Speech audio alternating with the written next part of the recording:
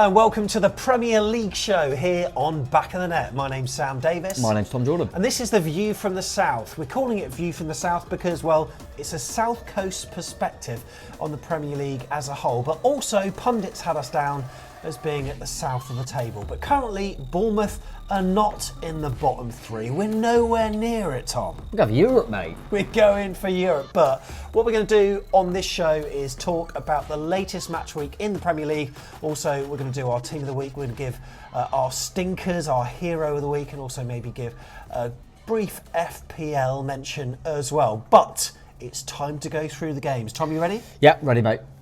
It all started off with the North London derby, though, at the Emirates. And look, 3-1 to Arsenal. They completely deserved it. Arsenal, they did go down to 10 men, but ultimately Arsenal had the game sewn up already. I thought they were really impressive, mate, and top of the league. They are indeed, yeah. We managed to see it was the early kick-off, so got in and watched that. And yeah, I just thought Arsenal were a class apart.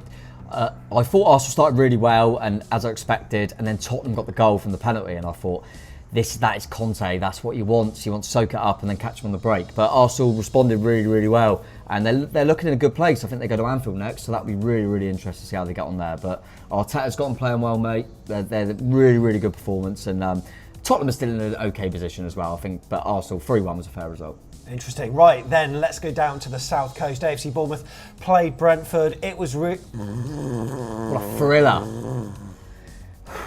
Boring. That's it, right? I mean, VAR incidents, but other than that, Tom, not much to write home about. It was probably one of the worst games you'll see on Match of the Day this season. Yeah, I don't think either team deserved to lose, but neither team done enough to win the game. I think it was a fair result. Exactly what should have happened. Neither goalkeeper was that tested. And both teams, I think, will come out of it and go, won a great game, but we've picked up a point, move on to the next. Okay, next to Selhurst Park, where Crystal Palace entertained Chelsea, and it was 2-1 to Chelsea. Goals from Aubameyang, but also Gallagher as well. Didn't celebrate. Nice touch that. But yeah, do you see much of the game? Yeah, I saw some extended highlights, and I think Palace were really hard done by. Should have been sent off for Thiago Silva, in my opinion. Don't know how we didn't get sent off for the blatant handball. Palace look good again. I always think Palace look good, but they're not getting the results at the moment. They're lower down the table than you probably expect for how they've been playing. But they have had tough fixtures, in fairness. And yeah, screamer at the end from Gallagher, goes back to his old club. What always seems to happen. But Chelsea and Potter will be pleased. He's got a number 9 now in Aubameyang, who does know where the net is. So one of the last games for Bournemouth was at Newcastle United, and that was a draw, and a lot of Newcastle fans were getting a little bit tentative with the fact that they have not won many games this season, but they certainly put that right at Craven Cottage. 4-1 win. They did, mate, and it's quick. It's amazing how quick the narrative changes. Before that game, it was they've only won one, and now it's they've only lost one. They've only lost to Liverpool, and they're getting in them European spots. But yeah, obviously the red card affected the game big time for Chalobah. One of them that I could see why it was a red, to be fair. It was reckless. Callum Wilson coming back, we know far too well as Bournemouth fans that he just knows where the net is. Good finish from him. Was that header going in? Probably, but I think if he leaves at it, it's the post, he looks like an idiot. Yeah. And as a striker, I like that. Go and get the goal. Just do it. Yeah. Nice little B there, mate. We're not even talking about Watford yet. We won't be talking about Watford because they're Championship. I thought Newcastle deserved the win. They play really well. Fulham won't take too much from it. They'll just be hoping that Mitrovic is okay because he come off injured. But yeah, really good performance. Had a few players back. Almiron with an absolute screamer. What a goal that was. Pleased for him. And yeah, Newcastle thoroughly deserved it. They were 4-0 up. They made a change, brought on Ryan Fraser and lost 1-0. So before Fraser come on the pitch, they were very comfortable. He maybe, luckily, they didn't bring him on for long enough to affect the game. It could have been 5. He scored, but offside. Oh. Never mind. At Anfield, Liverpool 3, Brighton 3. Brighton took the lead. Trossard, wow, 2 goals fairly early on in the game, but Bobby Firmino levelled it up. And then they went 3-2 up. Unfortunate, but then they did come back into it, Brighton, with Trossard again scoring another goal to level it up. That's a good result for them, but honestly, it makes me wonder Liverpool's result against us. What happened? I think we've almost damaged them because I think we've left Liverpool in a false sense of security, thinking, we're back now. So we damaged them by losing. I see what you're saying. Yeah, because they've kind of gone. We just won 9-0. It was just a blip. We're fine. Don't have to change anything. but we were just in that moment, and that everything they touched, went at the back of the net. But yeah, I still think Liverpool will be okay, and I think they'll be top 4 personally, but still early days. But yeah, Brighton, I think fair play to De Zerbi going in as manager and going, we're in a good spot, Brian. I'm not going to change anything. I'll just keep it as it is. What Potter did, and yeah, that was clever from him, not changing too much. And I thought they were really good. And Trossard's a good player, and glad I left him on my bench on FPL. Any chance of the title? Be very surprised if anyone's close to the title, to be honest, apart from one. But yeah, I think Liverpool right now just need to worry about top 4 and doing well in Europe. At St Mary's, Southampton 1, Everton 2. Southampton not looking great. No, they're not. Obviously, we're unbiased there. But no, Southampton are a weird one. I feel like they do this all the time. And you think, oh, I'll tell you what, they could go this season. They always seem to get it right, don't they? But there's only so long you can keep doing it. I think they let their top players go, bring in younger players, normally make a profit on them, etc., etc. But yeah, Everton, I think they've conceded the least goals in the league, which is mental. But Connor Cody, magnificent signing. I think him and Tarkovsky's helped them so much. And yeah, Everton probably went there and deserved the win. I thought they'd cancel each other out, but big win for Everton. Worrying result for Southampton. I think Everton at Goodison, tough place to go. At home to Everton, I think everyone in the league, no disrespect to Everton, will be looking to try and win that. So yeah, worrying one for Southampton. But yeah, I'm not too far. The battle of the W's at West Ham. It was Wolverhampton Wanderers, and there's been a managerial casualty after this one. West Ham won 2-0. Yeah, very comfortable. It was the late game, and yeah, I thought West Ham always looked in relative control. Yeah, Wolves done it right. We saw them at our place, and they were very blunt offensively. They always look pretty solid. But yeah, they haven't got a lot up top. Obviously, they brought in Diego Costa, who I believe plays Chelsea next, so that would be interesting to see if he can score against his old club. But they've brought in Diego Costa, as I say, and they need a front man because they just look so blunt at the moment going forward. But I still think they've got enough defensively. They'll bring in a new manager. That'll be interesting to see who that is. I reckon he might be Portuguese because that'll help the dressing room. But big win for West Ham. They've been struggling a little bit late, but I think they'll be fine. On Sunday, the Manchester derby.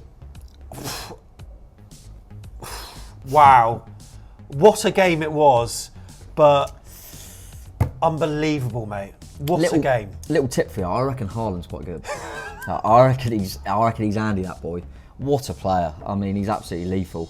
We all wondered whether he was going to hit the ground running. He has. There's only one team that he couldn't score against, mate. The Chairs. But I still cannot get my head around the fact that he couldn't score against us. And we nullified him really well. But no, And that was without Lloyd Kelly. Oh, unbelievable. Lerma at the back on him, wasn't it? But yeah, Haaland's just lethal. De Bruyne feeding him is a joke. It's almost not fair at this point. Phil Foden getting in on the act as well. Cheat code. Yeah, Man U probably, gave themselves a little bit of pride in that second half, to be fair, getting a few goals in. But well, they won the second half. Yeah, so yeah, I kind of appreciate that they did, at half time you thought it could be 7 or 8 here. So I was kind of thinking, oh, this could overtake the 9-0, but want to be. But yeah, City look a joke at the moment. Man United, even though it's a derby game, they'll know that was probably expected that they were going to lose that game, and then they'll kick on again. And it's actually joyful to watch. It's actually, really exhilarating football, and that's one thing that Man City maybe been accused of. And I thought it was really good to watch. But yeah well done, goals. Man City. That was a really good start to Super Sunday, and then it kind of went off a cliff, and we went to Elland Road to witness a 0-0 versus Aston Villa. Boring. Nearly as bad as ours. Yeah, it was a weird one. I mean, they always, they were never going to recreate the earlier game of the day, but Sinisterra, the red card was just stupid from him, just blocking a ball and getting a second yellow. But yeah, apart from that, there wasn't a lot. I mean, Villa had a lot of chances and just fluffed them. Ollie Watkins just couldn't hit the back of the net, and Leeds managed to keep the clean sheet. But probably from a Bournemouth perspective, actually, two teams that maybe will be competing with a little bit, remains to be seen, but probably good that neither of them got the 3 points.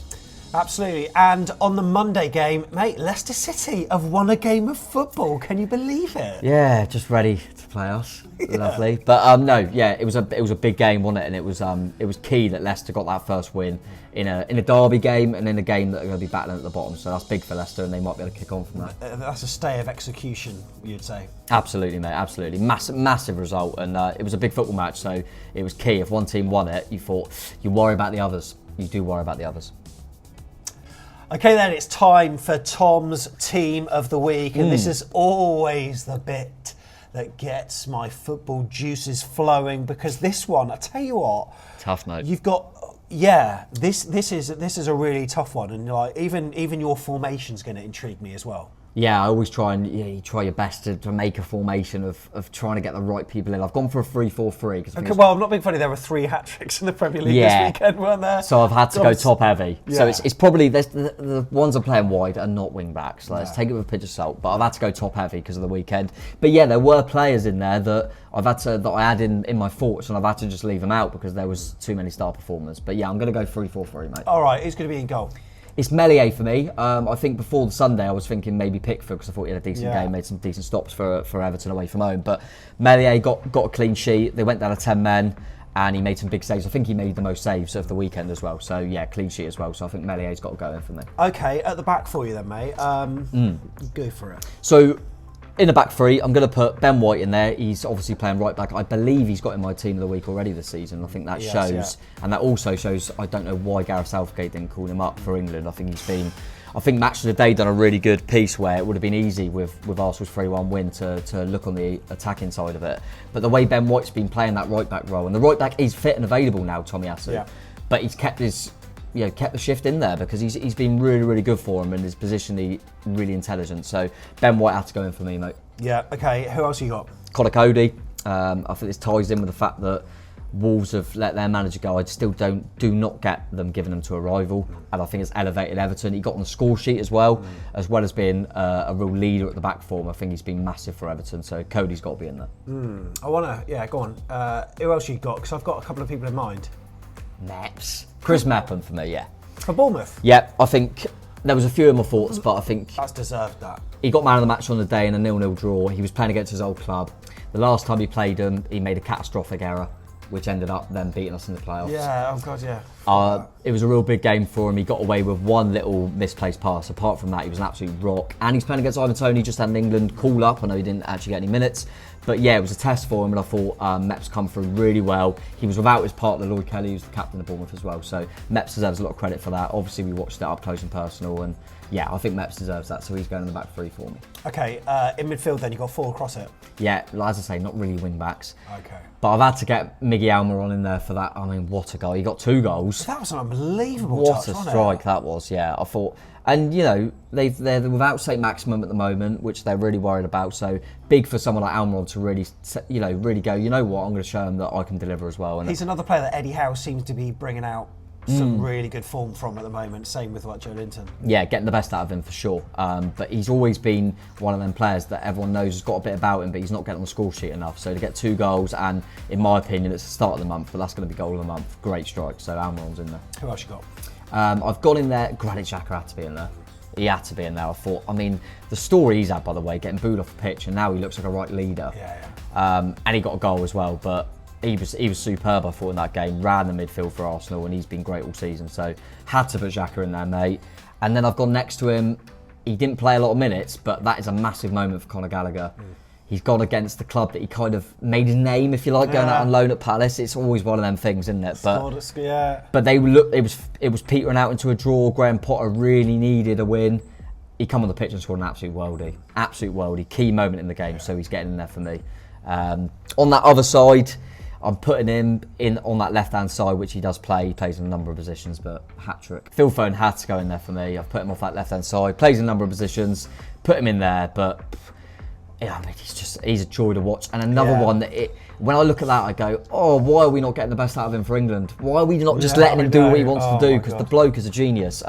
Unbelievable performance and getting a hat-trick. Fantastic for Phil Foden. It's almost like Southgate doesn't like his creative players. Anyway, mate, enough about that. What a performance. Yeah, and then kind of a front three, if you like.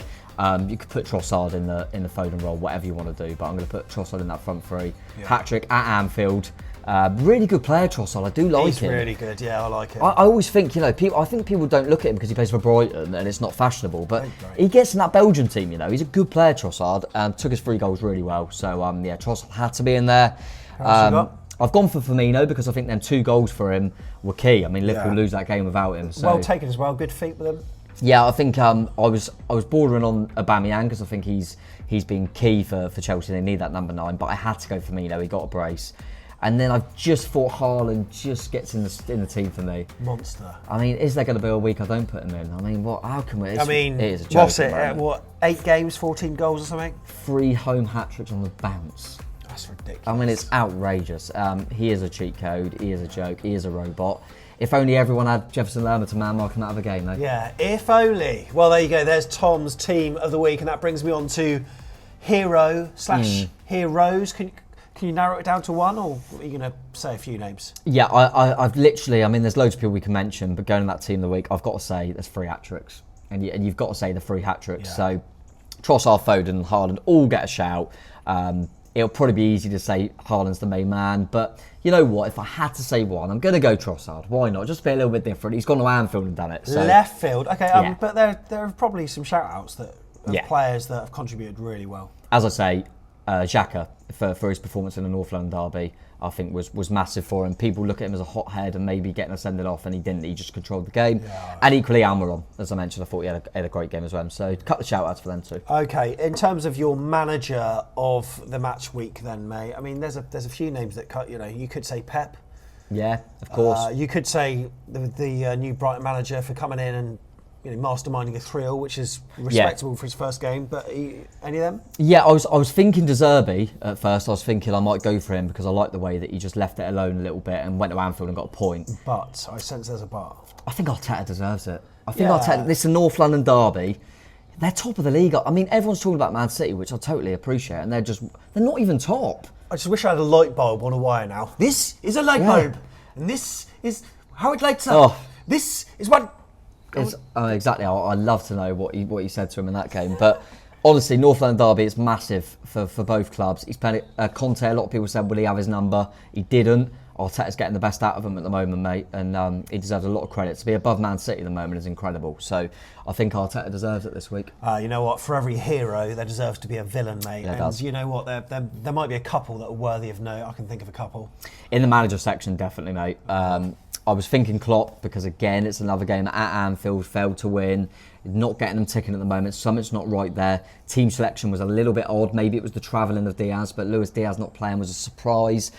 Trent's not looking great, so there's a few faults in there, but I have to, for manager, and it's probably the overall stinker of the week, has to be Bruno Lage. He's been sacked. And he's gone, He's gone. They don't look right at all, and he has to be in there for me because he's lost his job at the end of it, and again, they look toothless going forward. In terms of a player, you're going to have to say Chalobah at Fulham because he's costing the game, in my opinion. Yeah. They lost 4-1. They maybe lose anyway. Was that the one that went to a yellow first and then it was reviewed on Yeah, VAR? I believe so. I believe it was reviewed, and it was just a reckless tackle. And in the opening 10 minutes, just don't do it. And I think it was his first Premier League start for him as well. So, real bad day for him. And now he's going to struggle after a ban to get back into the team. So, he probably cost them. He cost them on the day. So, for me, Lage and Chalobah were the stinkers. So, mate, let's talk FPL briefly before we go. I'm not going to show you my team. I just can't. I can't. I need to make some changes urgently. This week, basically, is if you've got Haaland and captained him, you're fine.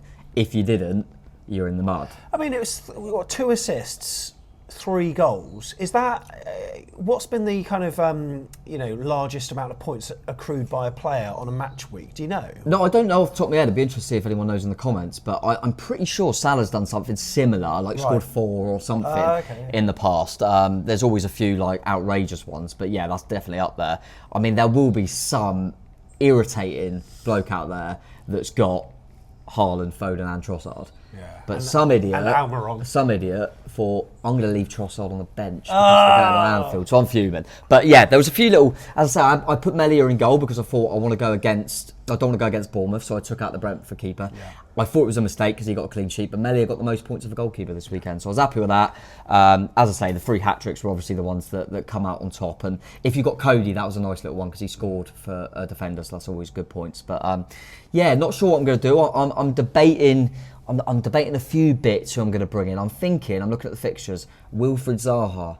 I think bringing him into your team for the weeks coming up. Palace have got a favourable amount of fixtures at the moment. He's not too expensive. That's my little tip. Bring in Zaha. You heard what Tom said. It's been a pleasure, Tom. Yeah, always good to review the games, mate. His knowledge is ridiculous. Sign him up. To what? To any. Like, you need to be on Don Robbie, mate. Yeah, no, I agree with that. I shouldn't be stuck with you, should I? I enjoy it, mate. I'm going nowhere. Thanks for watching. Up the chest, up the Premier League. Up the Prem.